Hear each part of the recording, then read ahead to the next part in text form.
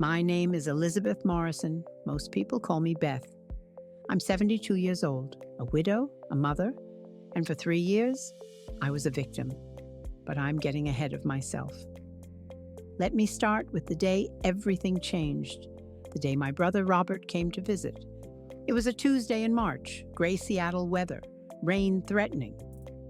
I was in my apartment, my tiny, moldy, depressing apartment, when I heard the knock. 3 sharp raps, confident, commanding, the knock of someone who expects doors to open. I looked through the peephole, saw a tall man, silver hair, expensive coat. It took me a moment to recognize him. Robert, my older brother, who I hadn't seen in over a year. My heart dropped. Panic flooded through me. Robert was here, in Seattle, at my apartment. He wasn't supposed to be here. He was supposed to stay in Virginia, stay away, stay ignorant of what my life had become. I almost didn't open the door, almost pretended I wasn't home. But Robert knew I was here. Marcus had told him I'd moved here, given him the address. Never mentioned it was a studio apartment in a dangerous neighborhood.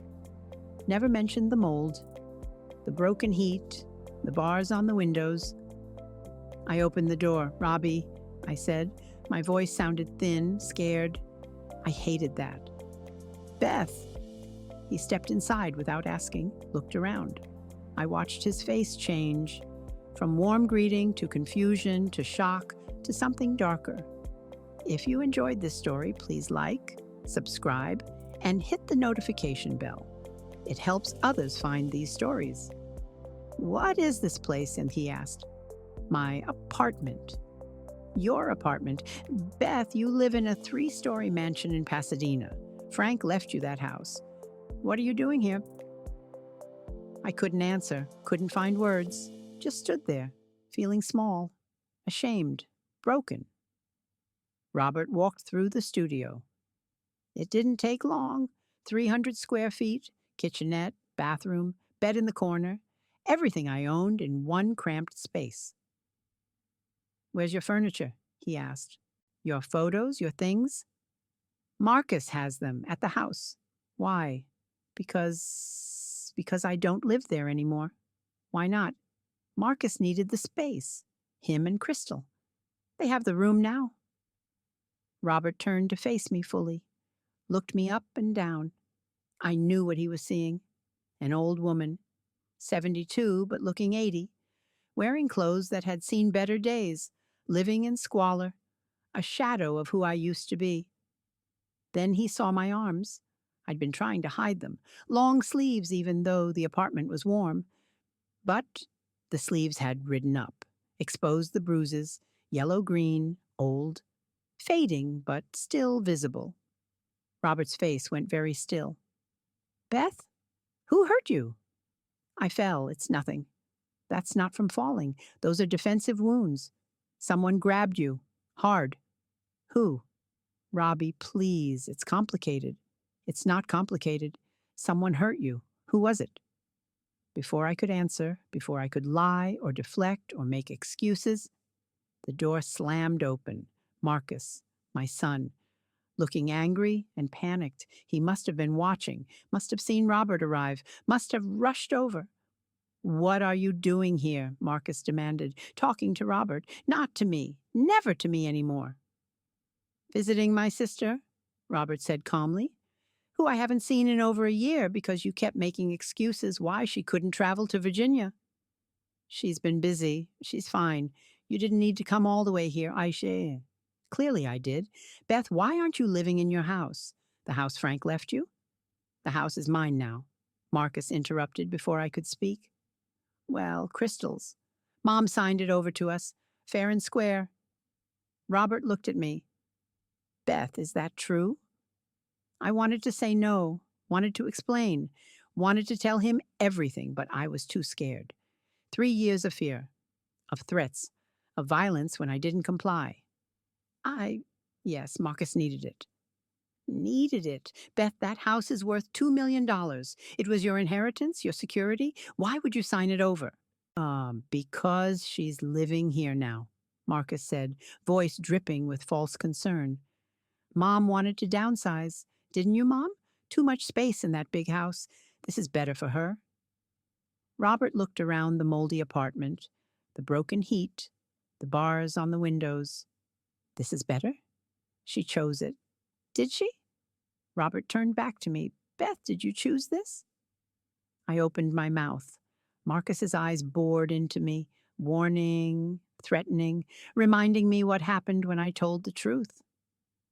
Yes, I whispered. I chose it. Robert didn't believe me. I could see it on his face. But before he could push further, Marcus made his fatal mistake.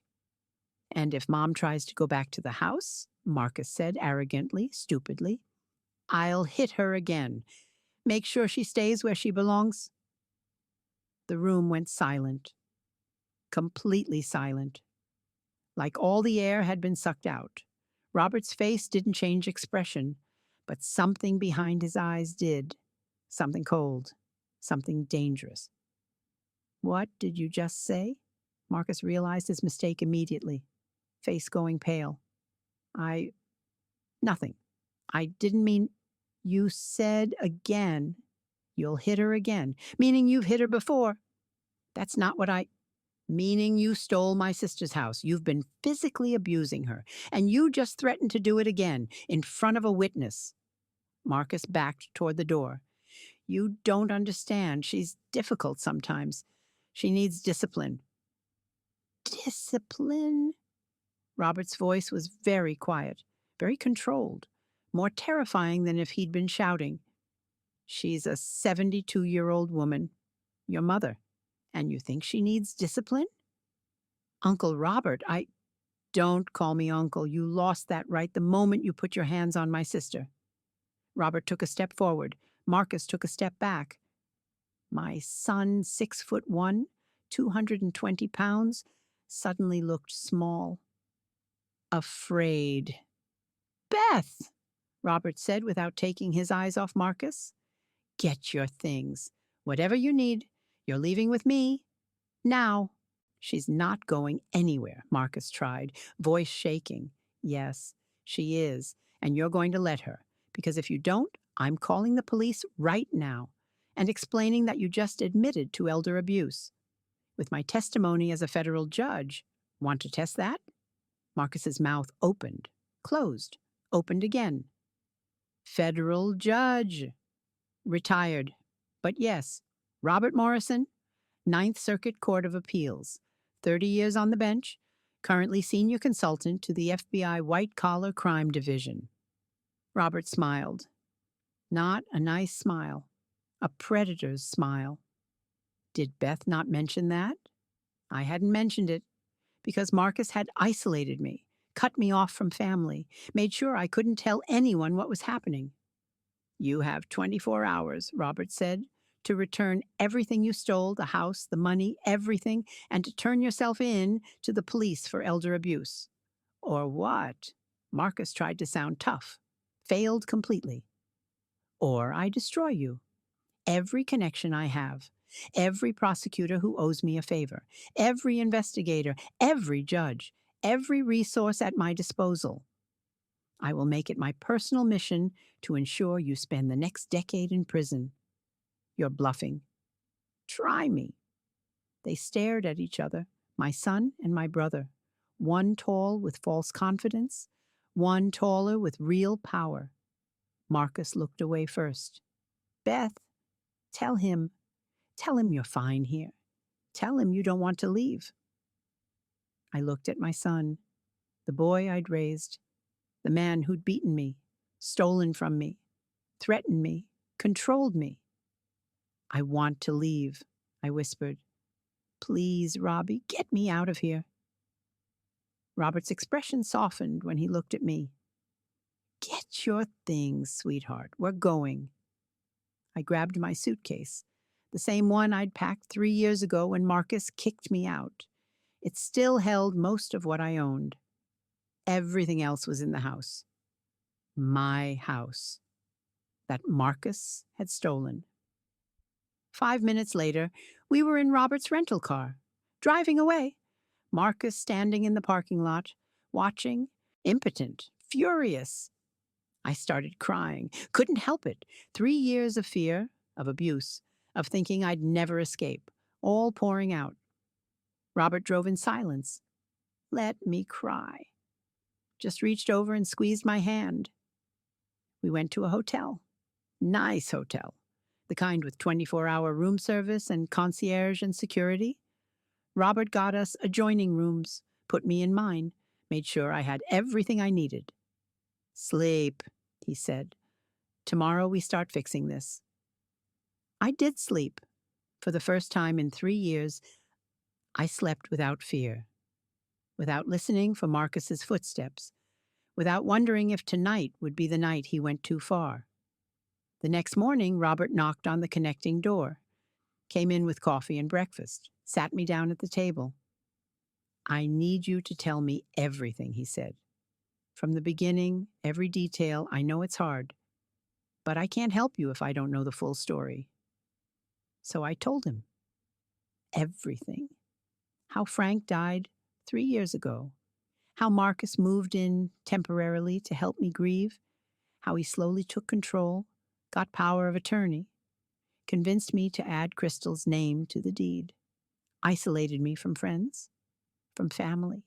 How the first push happened. I'd refused to give him money. He shoved me. I fell, hit my head on the counter. He apologized, cried, said he'd been stressed, work pressure, financial problems, promised it wouldn't happen again.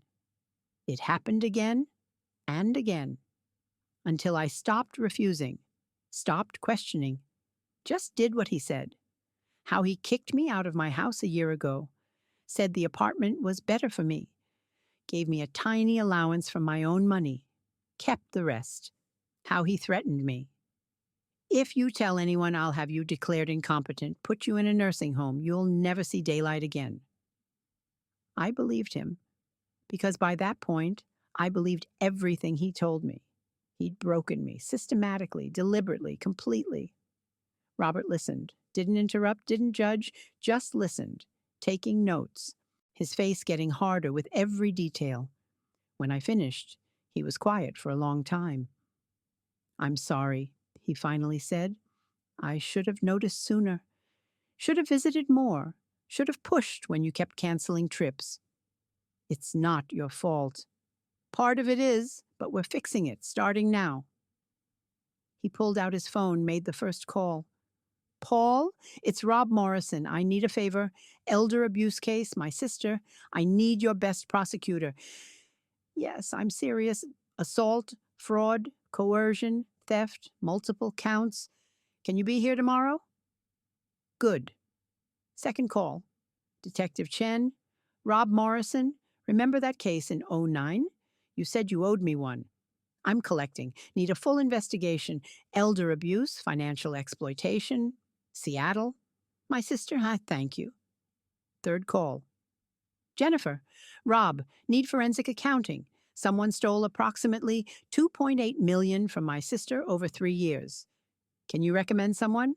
Someone ruthless. Oh, perfect. Fourth call. Marcus? Uncle Robert? Your 24 hours starts now. I want Beth's name back on the deed. I want every dollar returned. I want a full confession. If I don't have all 3 by noon tomorrow, I'm filing charges. Don't test me. He hung up, looked at me. We're going to war. Are you ready for this? I thought about it. 3 years of fear, of abuse, of thinking I deserved it, of believing I had no way out. Yes, I said. I'm ready. Good, because Marcus is about to learn what happens when you hurt my little sister. Over the next 48 hours, Robert built a case. He was methodical, ruthless, called in every favor from 30 years on the federal bench. The forensic accountant found everything. Every forged signature, every coerced transfer, every stolen dollar. Marcus had taken $2.8 million, spent $400,000 gambling, another $600,000 on cars, vacations, designer clothes. The rest sat in accounts he thought were hidden. The detective found witnesses, hospital visits where I'd lied about how I got injured, neighbors who'd heard me crying, seen Marcus yelling. One had even called the police once. Marcus had charmed his way out of it. Convinced them I was senile, confused, making things up. The prosecutor was eager. Elder abuse cases are hard to prosecute, but this is gift wrapped. We have financial records, hospital records, witness testimony, and his own admission on recording. Recording? I asked. Robert pulled out his phone, played back Marcus's voice from the apartment. If Mom tries to go back to the house, I'll hit her again. I recorded everything, Robert said. The moment he admitted to abuse, I started recording, got his threat, his admission, everything we need.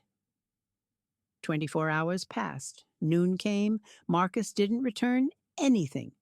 Didn't confess. Didn't comply. Robert made another call. File the charges, all of them. That afternoon, police showed up at my house. My house, where Marcus and Crystal were living. Marcus answered the door. Smug. Confident. Thinking he'd gotten away with it. Marcus Morrison, you're under arrest. Elder abuse, fraud, theft, coercion. You have the right to remain silent. Crystal screamed, started throwing things at Marcus. You said she gave you the house. You said it was legal. Shut up, Crystal. No, you lied to me. You said your mom was fine with it. The police separated them, read Marcus his rights, handcuffed him, led him out of my house. Crystal followed. Still screaming, this is your fault. You said we were safe. Robert and I watched from his car, parked across the street. I should have felt triumphant, vindicated, happy. Instead, I felt sad. Hollow. That was my son. The baby I'd raised, being arrested because he'd beaten and robbed his own mother. I know, Robert said quietly, like he could read my thoughts. It's okay to be sad. He's still your son, but he's also a criminal. Both things can be true. Marcus was arraigned the next day. Bail set at $500,000. He couldn't make it. Crystal certainly couldn't. He stayed in jail. His lawyer tried to negotiate, offered to return the house, return some money in exchange for drop charges. No, Robert said. We go to trial. He faces every charge. The lawyer pushed. Mr. Morrison, your nephew is looking at serious prison time. If he pleads guilty, maybe we can get probation. He beat my sister. He stole everything she had. He threatened to do it again. There's no deal. We go to trial.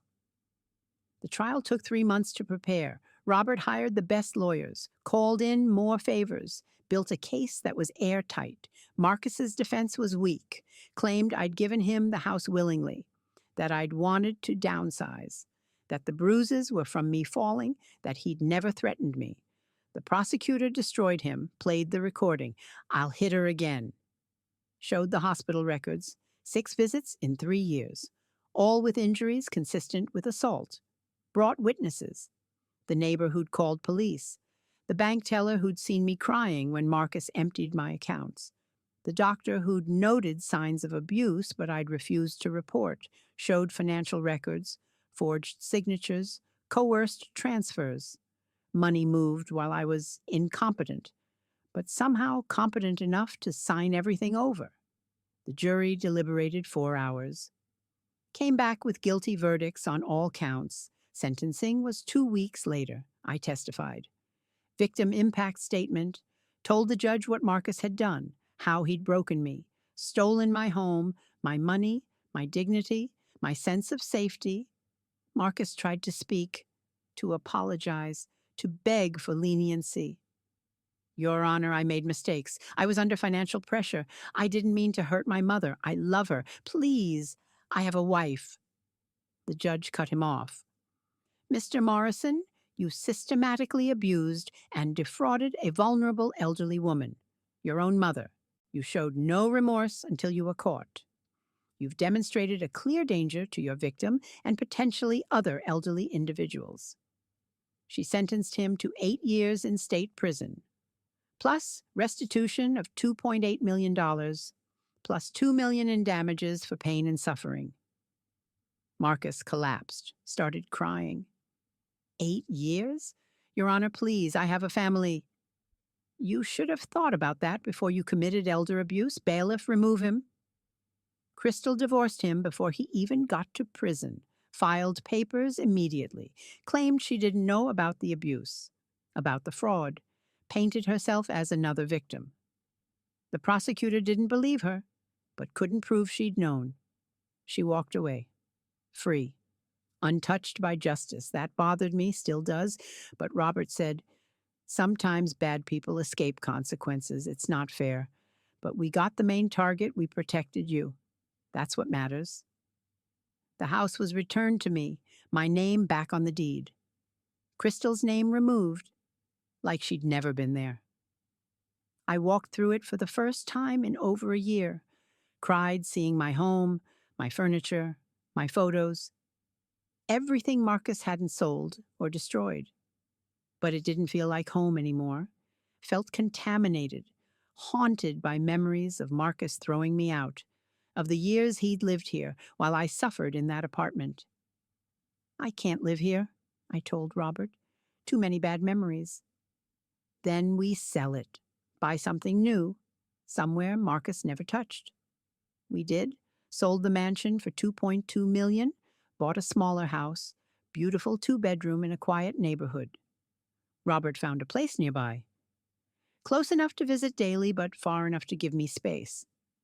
He also found me a therapist, Dr. Sarah Chen, specialized in trauma, abuse recovery, elder abuse specifically. "You've been through hell," she said in our first session. "You're going to need time to heal, to rebuild your sense of self, your sense of safety. That's okay. Take the time you need." I've been seeing her twice a week for 2 years now, making progress, slowly. Some days are better than others.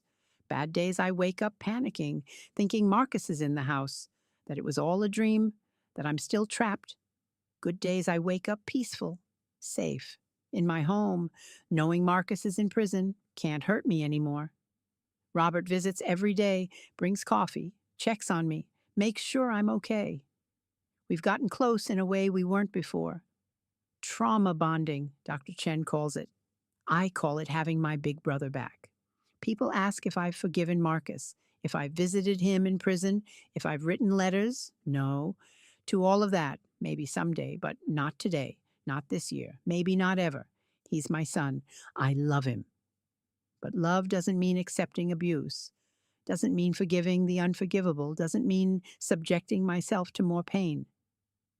Dr. Chen says that's healthy, that boundaries are good, that I'm allowed to protect myself, even from family, especially from family. Marcus writes me letters, from prison, apologizing, begging for forgiveness, for contact, for another chance. Robert screens them. "Do you want to read this one?" "No, not yet." "Okay, I'll save them for if you ever change your mind." He files them away, unopened by me, stored in a box in his office. Maybe someday I'll read them, maybe not. That's my choice. Finally. Crystal tried to contact me once, 6 months after the trial, showed up at my new house, cried, apologized, said she didn't know, that Marcus had lied to her too. I didn't believe her, told her to leave, never come back. She did. Haven't seen her since. The money Marcus stole, most of it was recovered. Accounts were seized, assets sold. I got back $2.3 million of the $2.8 he took. The rest was gone, gambled away, spent, unrecoverable. But I don't need it all. Don't need the mansion. Don't need $3 million. Just need enough to live comfortably, safely, without fear. I have that now. My house, my safety, my brother nearby, my therapist, my recovery. Marcus gets out in 6 years. He's served 2 so far. Good behavior might reduce it more. Maybe 5 years, maybe 4. I try not to think about it. Try not to worry. Robert says we'll handle it when the time comes. restraining orders, moving if necessary, whatever it takes to keep me safe. He's not getting near you again, Robert promises. Ever, I'll make sure of it. I believe him because Robert has never broken a promise. Not in 75 years, not to me. 2 years after the trial, I'm doing better. Not healed, not whole, but better. I garden now, have a small plot in my backyard. Tomatoes, herbs, flowers. Something about digging in the dirt, watching things grow. It's therapeutic. I volunteer at a senior center, help other elderly people, listen to their stories. Sometimes I hear echoes of my own story. Abusive children, stolen money, threats, isolation. I give them Robert's number. Tell them there's help, resources. They don't have to stay trapped. Some take it, some don't. I understand both. It took me 3 years and my brother's intervention to escape. Can't judge anyone else's timeline. I also joined a support group, Elder Abuse Survivors. We meet weekly, share stories, support each other, remind each other we're not alone, not to blame, not weak for what happened to us. One woman, Linda, 78, was abused by her daughter for 15 years, stolen from, hit, isolated. She finally escaped when a neighbor called Adult Protective Services. People don't understand, Linda said. They think abuse is just physical.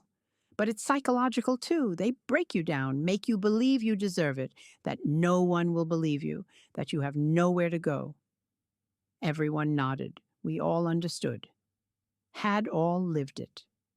But we got out, another woman said. Margaret, 69. Her son had stolen her house too. Similar story to mine. We survived. We're here. That's what matters. It is what matters. Survival, recovery, building new lives from the ashes of what our own children destroyed. Some days I'm angry, furious at Marcus, at what he did, what he took, not just money and house, but years, safety, trust, peace. Other days I'm just sad, mourning the relationship we'll never have. The son I thought I had, the grandmother I'll never be. Marcus has no children. I'll never have grandchildren. That door closed when he chose violence over love. Dr. Chen says both emotions are valid, that grief and anger can coexist, that healing isn't linear. Some days you're strong, some days you're broken. Both are okay. 3 years after that terrible March day when Robert came to my apartment, I'm sitting in my garden, drinking coffee, watching birds, living my life. My phone rings. Robert. Hey, want to grab lunch? That Vietnamese place you like? Sure, pick me up. 20 minutes. He arrives exactly 20 minutes later. Punctual as always. We drive to the restaurant. Order our usual. Pho for me, banh mi for him. How are you? He asks. Good. Better. Some days are hard, but today is good. Therapy helping? Yeah, Dr. Chen is great. Good, I'm glad. We eat, talk about nothing important. The weather, his golf game, my garden, normal things, family things. But let me back up. Let me tell you about those 3 years, the years between Frank's death and Robert's rescue, because people need to understand how this happens, how a mother ends up abused by her own son. It started small, so small I didn't notice. Frank died on a Monday. Heart attack. Sudden. Devastating. One moment we were planning our retirement cruise. The next moment he was gone. Marcus came to the funeral, cried, hugged me, seemed genuinely grief-stricken. Dad was my hero, he said. I don't know how I'll go on without him. I should have noticed he said I, not you. Should have noticed he was making it about himself. But I was drowning in grief. Couldn't see clearly. After the funeral, Marcus stayed. Just a few days, Mom. Make sure you're okay. Help with the paperwork. A few days became a week. A week became a month. A month became permanent. I'm worried about you, he'd say. Living alone in this big house. What if something happens? What if you fall? I didn't need him, was perfectly capable, but having someone there, even Marcus, felt better than being alone with my grief. Crystal moved in a month later. Makes sense, Marcus said. We're here so much anyway. And Crystal can help you. Cook, clean, keep you company. I didn't ask them to move in. They just did. And by the time I realized it, they'd taken over. Month 2, Marcus started helping with finances. Mom, let me handle the bills. You're grieving. You shouldn't have to worry about this stuff. I let him. Seemed reasonable. I was overwhelmed. Having Marcus manage the utilities, the mortgage, the accounts, it was one less thing to worry about.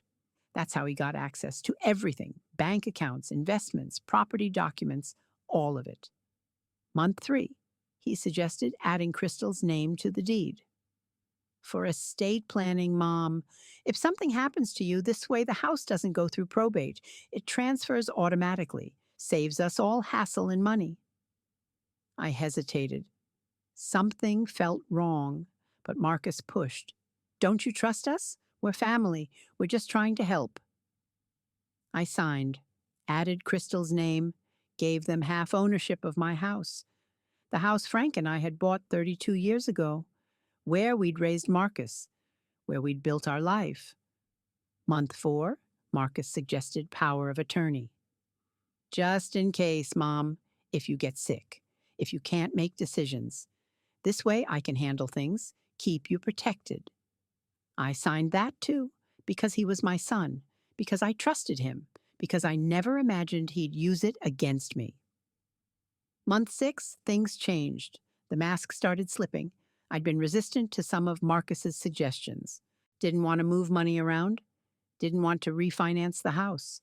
Wanted to keep things as Frank had left them. Marcus got angry. You're being difficult, Mom. I'm trying to help and you're fighting me on everything. I'm not fighting. I just don't understand why we need to. Because I know better. I work in finance. I understand these things. You're just an old woman who taught kindergarten. You don't understand complex financial strategy. I flinched. He'd never spoken to me like that before. So dismissive, so cruel. Marcus, that's not fair. What's not fair is me spending all my time trying to help you and getting resistance. And maybe I should just leave. Let you figure it out yourself. No, please don't leave. I'm sorry. I'll trust your judgment. And I did, because I was scared of being alone, scared he'd leave me, scared I couldn't manage without him.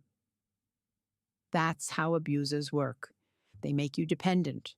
Then they make you afraid. Then they do whatever they want.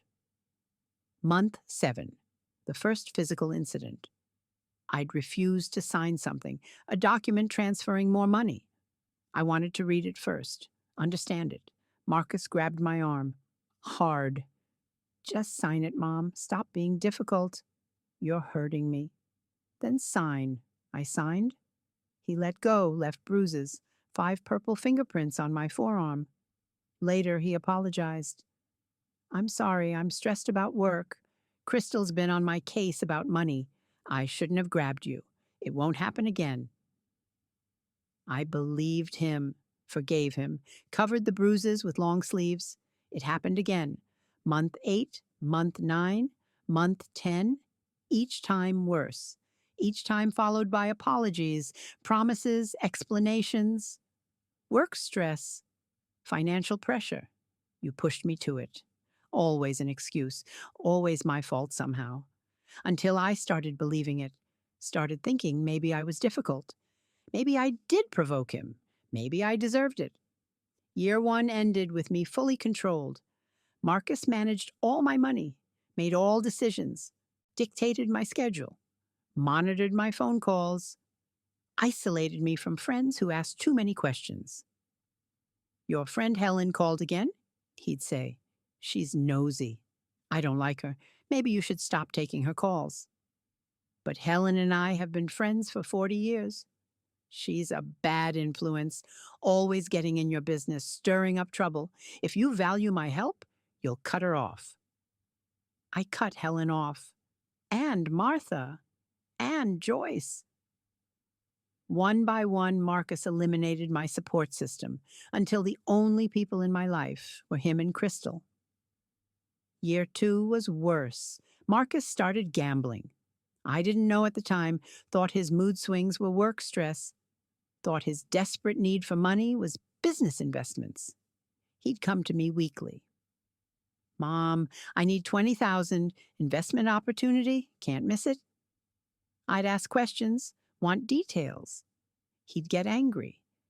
You don't trust me after everything I've done for you? Fine, I'll just let the opportunity pass. Hope you're happy when we miss out on profits. I'd give him the money every time because he'd made me feel guilty, like I was the one in the wrong. 20,000 here, 30,000 there. By the end of year 2, he'd taken over $800,000. All of it gambled away. None of it invested. The abuse escalated too. He wasn't just grabbing anymore, he was pushing, shoving. Once he slapped me, left a handprint on my cheek that lasted 3 days. I told the doctor I'd walked into a cabinet. She didn't believe me, made notes in my file, gave me a hotline number. I threw it away, too scared to call, too ashamed to admit what was happening. Year 3, Marcus decided I needed to leave my house. It's too expensive, Mom. We can't afford to maintain it. You need to downsize. But this is my house. Frank left it to me. I don't want to downsize. You don't have a choice. We're selling it.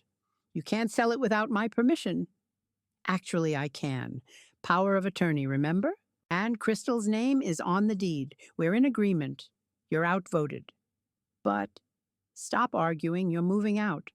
I found you an apartment. It's smaller, but it's fine. You'll adjust. That's when I saw the apartment. The studio in the bad neighborhood, bars on windows, mold in corners, nothing like my beautiful home. I can't live here. Yes, you can. This is what we can afford. Be grateful. What do you mean what we can afford? I have $3 million. Had. Past tense. Bad investments. Market downturn. It's gone. All of it? Most of it. This apartment is what's left. I didn't believe him. Couldn't believe him. But I didn't know how to check. He controlled everything. All the accounts. All the records. All access. When did this happen? Why didn't you tell me? I didn't want to worry you, but now you know. We're broke. You're moving here. End of discussion. I moved because I didn't know what else to do, because he had all the power, because I was too broken to fight. The apartment was hell, broken heat in winter, no air conditioning in summer, neighbors who screamed at all hours, roaches, mice, everything terrible. I asked Marcus for help, for money to move somewhere better. He said no. This is what you can afford. If you don't like it, get a job. I'm 72 years old. Who's going to hire me? Then stop complaining. I stopped complaining, stopped asking, stopped hoping, just existed. Day by day, waiting to die. That's where I was when Robert found me 3 years into hell, completely broken, believing I deserved it, believing there was no escape. But Robert saw through it, saw the truth Marcus had hidden, saw what my son had become, and he saved me. In every way a person can be saved. The investigation Robert launched was thorough, military-level thorough. He called in every favor from 30 years on the federal bench. First, the forensic accountant, Jennifer Wu, specialized in financial elder abuse. She'd testified in hundreds of cases, knew every trick abusers used. She found everything, every forged signature, every coerced transfer, every lie Marcus had told. Your son is textbook, she told me. Gained trust, isolated you, got legal access, drained accounts, classic financial exploitation. I see it constantly. But this case is particularly egregious. The amounts involved, the duration, the violence. She documented it all, created a report that was devastating, showed Marcus had stolen $2.8 million, that only $400,000 was left. that he'd gambled the rest away. "Can we get it back?" Robert asked. "Some. The 400,000 in accounts we can freeze and recover. The rest," Jennifer shook her head. "Likely gone, spent, gambled, unrecoverable. We can pursue civil judgments, but collecting is different from winning." Robert's jaw clenched. "Pursue everything. I don't care about the cost. Make him pay." Second, the private investigator, Tom Valdez, former FBI, now worked high-end cases for wealthy clients. Robert hired him to build the abuse case. Tom found witnesses I didn't know existed. The neighbor who'd called police when he heard me screaming. The EMT who'd responded to that call and noted signs of abuse in his report. The bank teller who'd seen me crying when Marcus emptied my accounts. He also found Crystal's involvement, text messages between her and Marcus. "How much did you get from the old lady today?" 8,000. She's such an easy mark." "Good. We need at least 20 more before we can retire." They'd called me the old lady. An easy mark. Planned their theft. Celebrated their success. All documented in texts they thought were private. "Crystal knew," Tom said. "Participated, encouraged. She's as guilty as Marcus." "Can we charge her?" Robert asked. "Depends. Did she sign any forged documents? Directly take money? Or was she just aware and complicit?" "Just aware and complicit." "Then probably not. Morally guilty? Absolutely. Legally? Harder to prove. Focus on Marcus. He's the main target." Third, the prosecutor, Paul Chen, old friend of Robert's. They'd worked together back when Robert was a prosecutor. Paul owed Robert multiple favors. "This is a slam dunk," Paul said after reviewing evidence. "Confession on recording, financial records, medical records, witness testimony, multiple victims if we expand the investigation. I bet Marcus has done this before." "He has," Tom said. "Found 2 previous girlfriends who reported financial abuse. Never pressed charges but filed reports. Pattern of behavior." Paul smiled. "Beautiful. Pattern evidence is gold. Shows this wasn't a one-time mistake. This is who he is, what he does. I can get a conviction easily." "What sentence are we looking at?" Robert asked. "Elder abuse is a wobbler, can be charged as misdemeanor or felony." "With this evidence? Felony, multiple counts, plus the fraud charges, plus theft. We're talking 10 to 15 years if we throw everything at him. Throw everything. I want him buried." Paul nodded. "Consider it done. I'll make this my personal mission. Cases like this, elder abuse, family betrayal, they make me sick. I'll bury him." The trial preparation took 3 months. Marcus was in jail the whole time. Couldn't make bail. His lawyer filed motion after motion. All denied. Motion to suppress the recording? Denied. It was recorded in a place where there was no expectation of privacy. Motion to exclude medical records? Denied. Relevant evidence of abuse pattern? Motion to exclude witness testimony? Denied. Direct observation of abuse. Marcus's lawyer was getting desperate. Tried to negotiate a plea. "My client will plead guilty to lesser charges. Return the house, serve probation." "No," Paul said. "We're going to trial. He's facing every charge." The trial started on a Monday in November. Cold day, raining. Appropriate weather for such a dark case. I had to testify. Victim impact statement. The hardest thing I'd ever done, sitting in a courtroom, looking at Marcus, telling strangers what he'd done to me. Paul prepared me. "They're going to try to discredit you, make you seem confused, senile, like you're misremembering or lying. You need to stay calm, clear, tell the truth simply." I did. Testified for 6 hours over 2 days. Paul asked questions. Marcus's lawyer cross-examined. "Mrs. Morrison, isn't it true you willingly signed over the house?" "I signed under duress. Marcus threatened me." Threatened how? He said if I didn't sign, he'd put me in a nursing home, that I'd never see daylight again. But you have no proof of this threat. I have the bruises he left when he grabbed me. I have the fear that kept me silent. I have 3 years of trauma. Your Honor, the witness is being non-responsive. The witness is answering the question. The judge said, "Continue, Mrs. Morrison." I told them everything.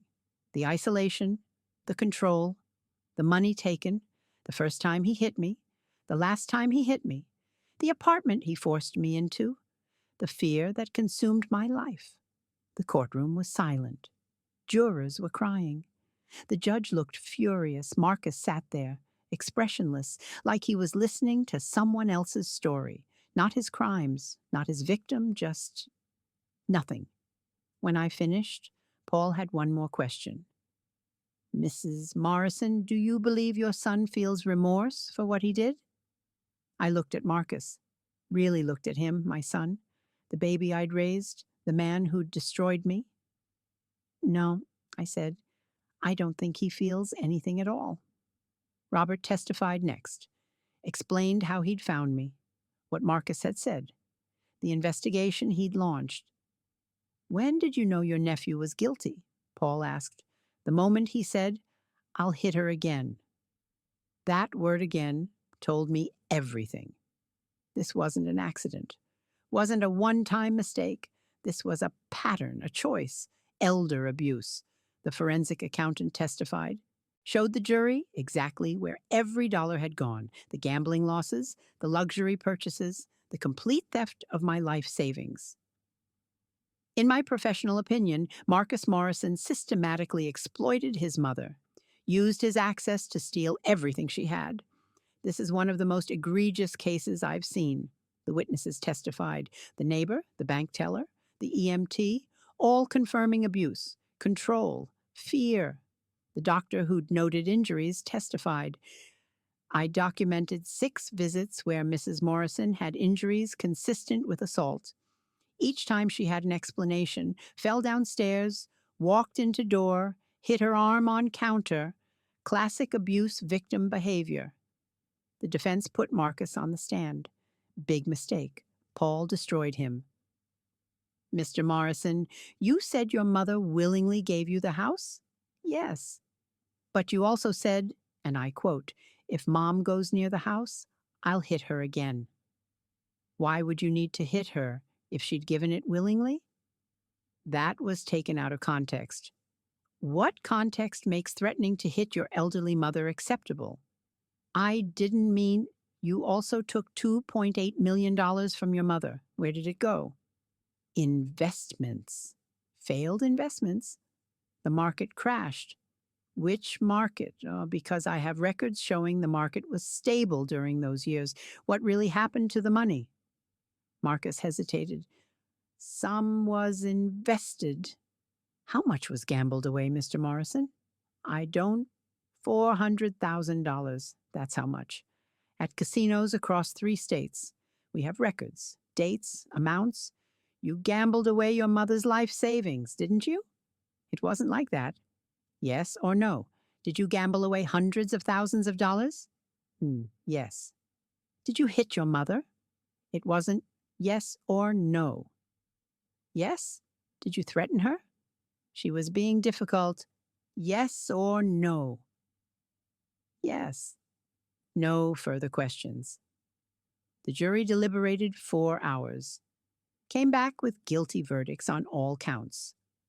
Elder abuse, fraud, theft, coercion, assault, everything. Marcus's face went white. He'd believed he'd get away with it, believed his lies would work, believed the jury would see me as a confused old woman and him as a caring son. They didn't. They saw through him, saw exactly what he was. Sentencing 2 weeks later. I gave victim impact statement again, shorter this time. Your Honor, Marcus took everything from me. My home, my money, my sense of safety. 3 years of my life lived in fear. I'm 72 years old. I don't have many years left. He stole 3 of them. I'll never get those back. I ask that you sentence him to the maximum, not for revenge, but for protection. Mine and anyone else he might victimize. The judge agreed. Mr. Morrison, I've seen many cases in my time on the bench, but this level of betrayal, a son abusing his own mother, is particularly disturbing. You showed no remorse, no empathy, no recognition of harm caused. You are a danger to vulnerable individuals and must be removed from society. She sentenced him to 8 years state prison, plus 5 years probation, plus restitution of $2.8 million, plus $2 million in damages. Total, $10.8 million owed to me, money he'd never be able to pay. But the judgment stood, a permanent mark on his record, a debt that would follow him forever. Marcus was led away. I watched him go, felt nothing, not satisfaction, not vindication, just emptiness.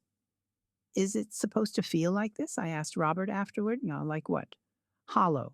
Like I should feel happy, but I just feel empty. That's normal. Trauma response, you'll process it in time with Dr. Chen's help.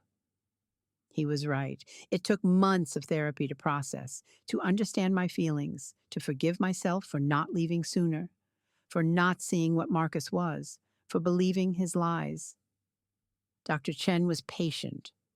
You're experiencing complex trauma, PTSD from prolonged abuse. It's not going to resolve quickly.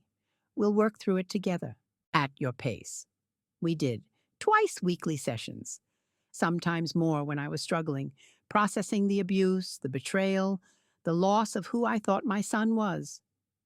I keep thinking I must have done something wrong, I told her, as a mother, to raise someone capable of this. Marcus's choices are not your responsibility. You didn't make him abuse you. He chose that. Chose to steal, chose violence. Those were his decisions. But I should have seen. Abusers are skilled at hiding who they are. You saw what he wanted you to see, until it was too late. That's not your fault.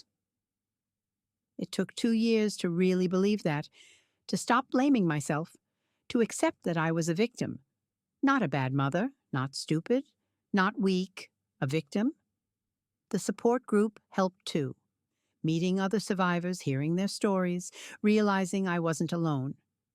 Linda's daughter had stolen her house, forged documents, kept her isolated for 20 years before Linda's brother intervened. Margaret's son had gotten power of attorney, emptied her accounts, put her in a nursing home while he lived in her house. She'd only escaped when a social worker noticed bruises. Patricia's grandson had sweet-talked his way into her life, stolen her identity, racked up credit card debt, destroyed her credit, left her homeless, story after story, all similar, all heartbreaking, all showing that elder abuse is epidemic, hidden, shameful, rarely prosecuted.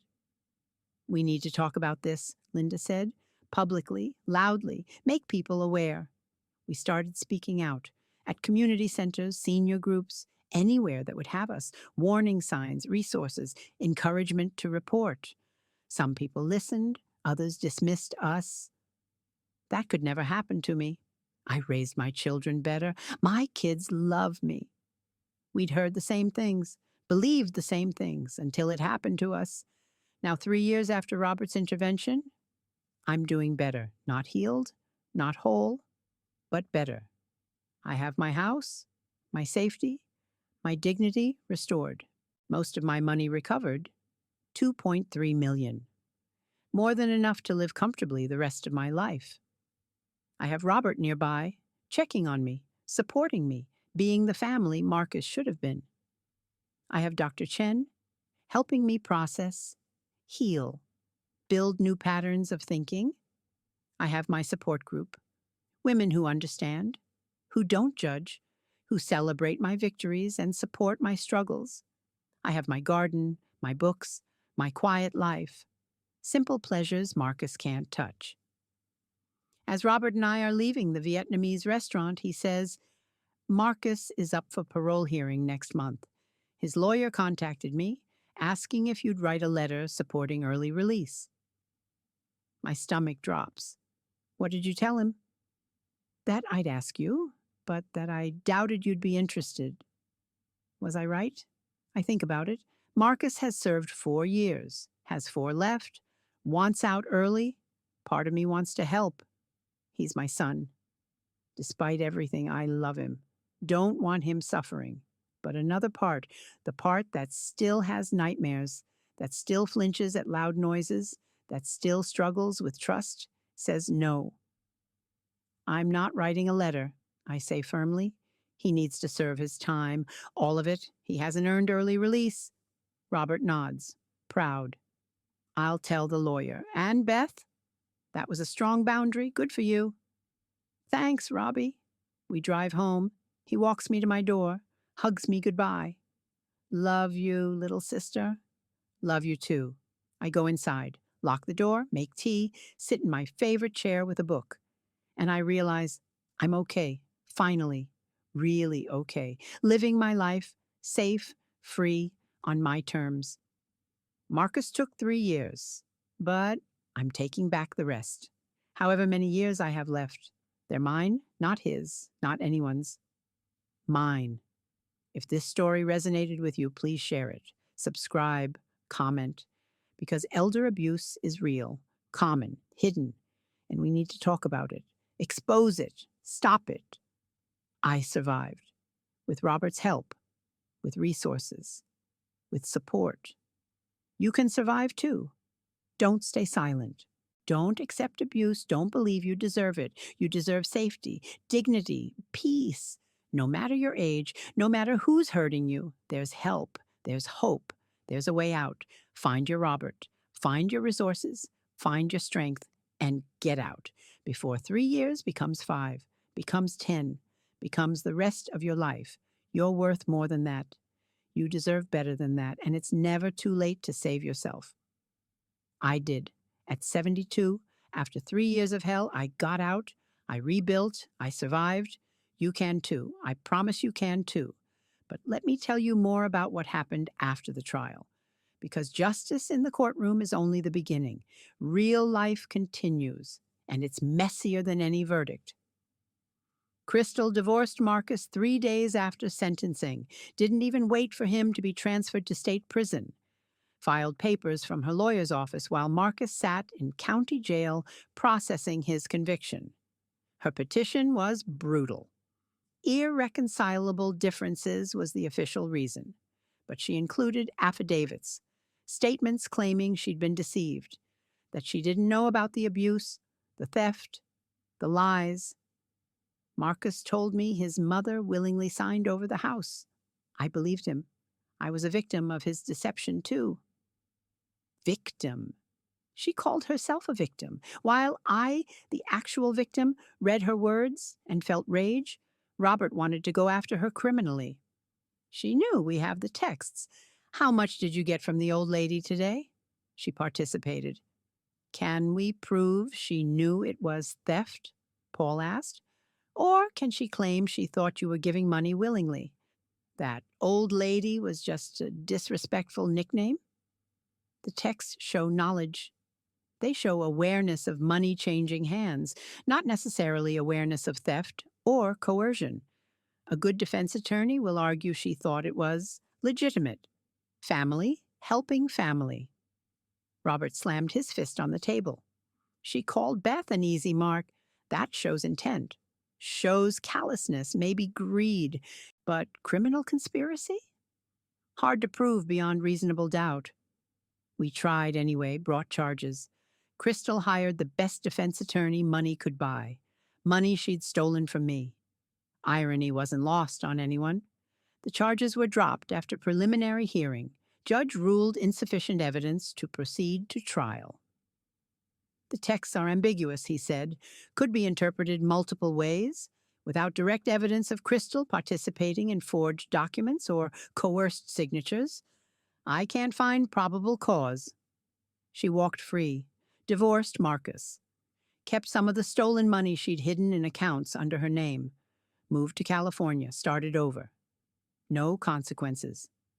It's not fair, I told Dr. Chen. No, it's not. But fairness and justice aren't always the same. We got the main perpetrator. Sometimes that's the best we can do. I hated it, still do. Crystal was as guilty as Marcus, maybe more. She'd encouraged him, pushed him, celebrated his theft, but she was smart, covered her tracks, let Marcus take the fall. Classic manipulator. Marcus writes me letters from prison.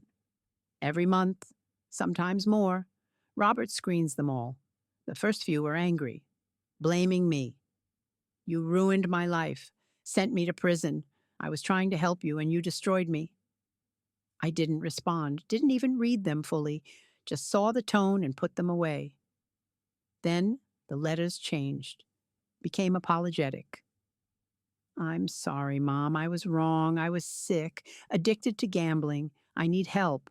I need your forgiveness. Still didn't respond. Apologies mean nothing without changed behavior, and Marcus hadn't changed, was just trying a different manipulation tactic. The latest letters are desperate. Mom, please, I'm miserable. Prison is hell. I've learned my lesson. Please write to the parole board. Help me get out early. I'll pay you back. I'll make it right. Please. Robert brings these to therapy. Dr. Chen reads them, analyzes them. Classic abuser pattern. Anger when power is taken away. Apologies when that doesn't work. Desperation when apologies fail. None of it is genuine. It's all about regaining control. Should I respond? I ask. Do you want to? Part of me does. He's my son.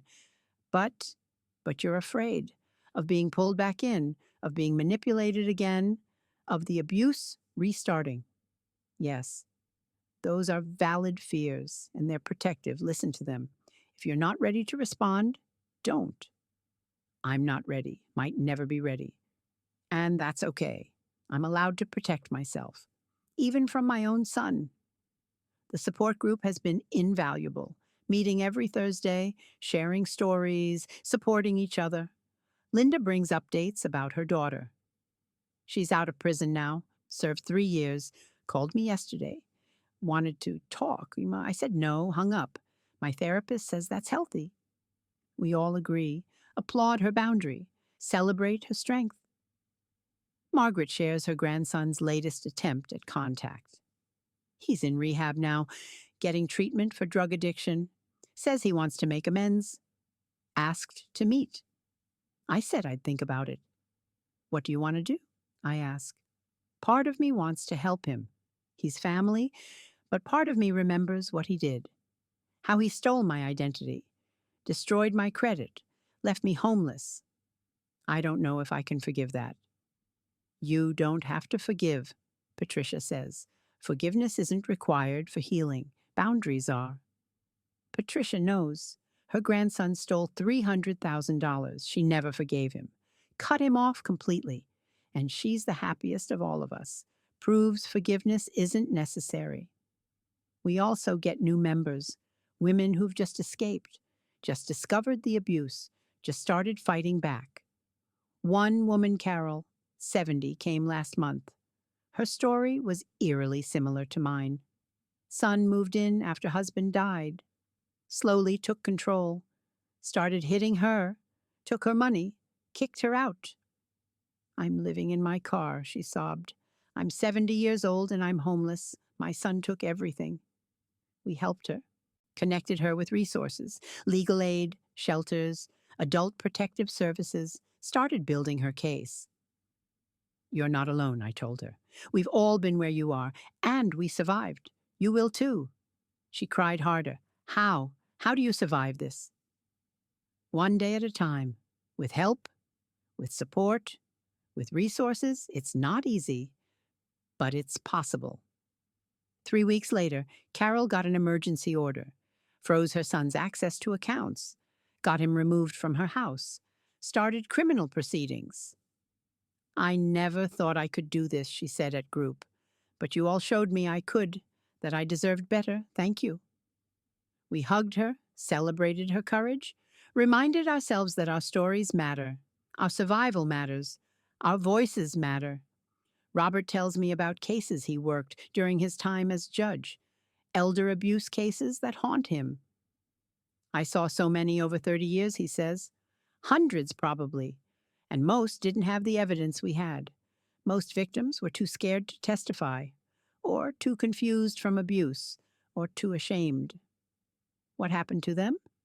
Abusers walked free, kept the stolen money, faced no consequences. It was devastating, watching people destroy their own parents, their own grandparents, and being unable to stop it. Is that why you went so hard after Marcus? Partially, also because you're my sister. But yes, I've seen too many abusers walk away. I wasn't letting Marcus be one of them. He succeeded. Marcus is in prison. Will be for years. Can't hurt anyone, can't steal from anyone, can't manipulate anyone. That matters more than I realized at first. Marcus isn't just my abuser. He's a predator. Who would have found other victims?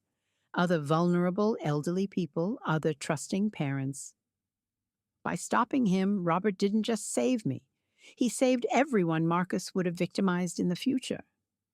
I think about that when I struggle with guilt, when I wonder if I did the right thing, when I miss my son despite everything.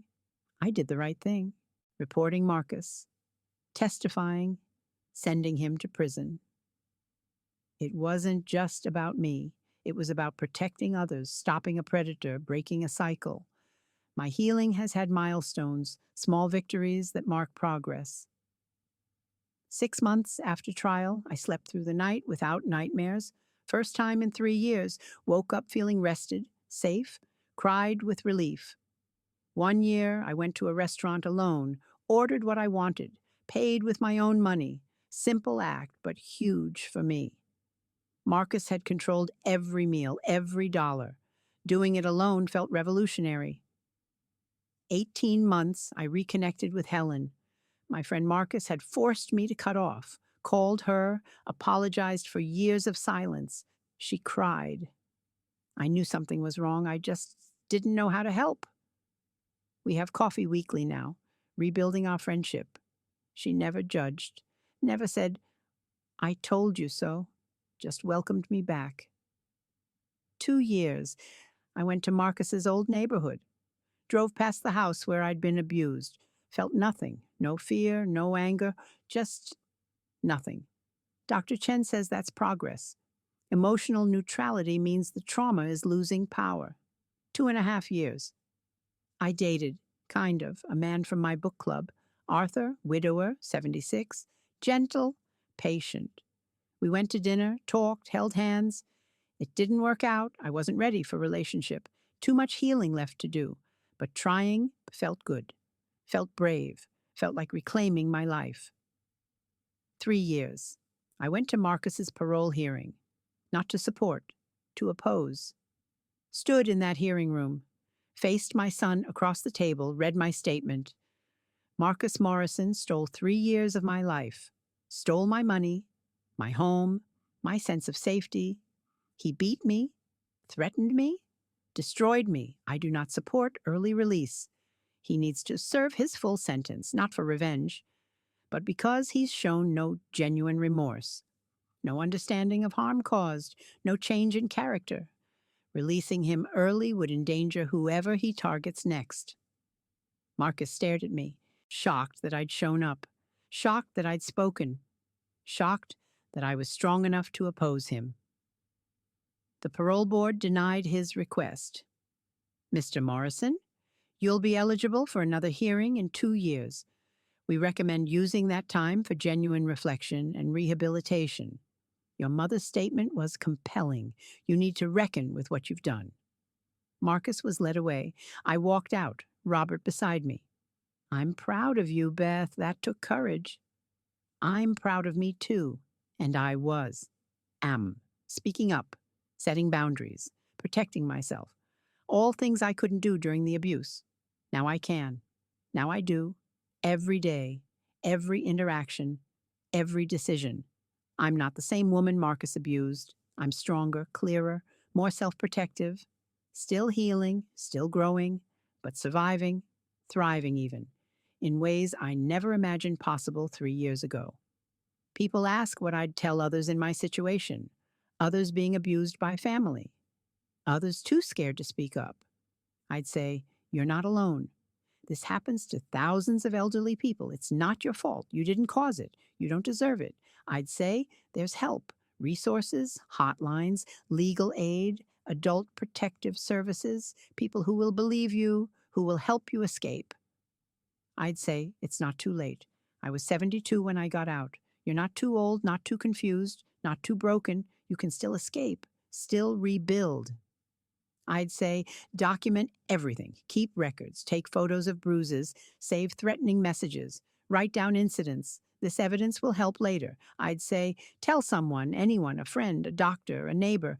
Break the silence. Abusers thrive in secrecy. Exposure is their enemy." I'd say, "You deserve better, no matter what they've told you, no matter what you believe about yourself. You deserve safety, dignity, peace." And finally, I'd say, "There's life after abuse. Good life, happy life, free life. I'm living it now. You can too." Robert and I have lunch every week now. Our ritual, Vietnamese place on Thursdays, same booth, same order. "How's the garden?" he asks today. "Good. Tomatoes are coming in. Want some?" "Always. Your tomatoes are the best." Because I actually care for them, unlike Marcus, who neglected everything. Robert smiles. "Still angry at him?" "Sometimes, less than before. Mostly I'm just, done. He's in my past. I'm in my future." "That's healthy. Dr. Chen would approve." "Dr. Chen approves of everything lately, says I'm making remarkable progress." "You are. From that apartment 3 years ago to now? Remarkable doesn't cover it." I think about that apartment. The mold, the fear, the brokenness. Seems like a lifetime ago. Different person, different world. "I'm grateful you found me," I say. "That day, if you hadn't come, you'd have found a way out eventually. You're stronger than you know." "Maybe, but you made it possible. Faster, safer. I'll always be grateful. I'll always be here for whatever you need. That's what big brothers are for." And he is. Here. Constantly. Checking on me. Supporting me. Being the family Marcus should have been. That's the silver lining. Losing Marcus meant finding Robert again. Rebuilding our relationship. Having the brother I'd missed for years. Worth the pain? Hard to say, but I have Robert now, and that matters. As we're finishing lunch, Robert's phone rings. He checks it, frowns. "It's Paul, the prosecutor. Mind if I take this?" "Go ahead." He steps outside.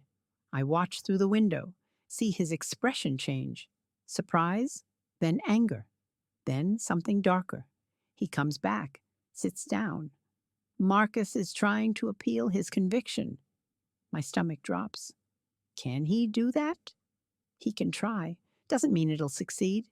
His lawyer filed appeal claiming, get this, that I used my position as former federal judge to unduly influence the prosecution and trial. Did you? I used my connections to build a case. That's not illegal. But Marcus is arguing it created an unfair advantage, that he couldn't get a fair trial because of my involvement. Will it work? No. His trial was by the book. Every piece of evidence was legitimate. Every procedure was followed.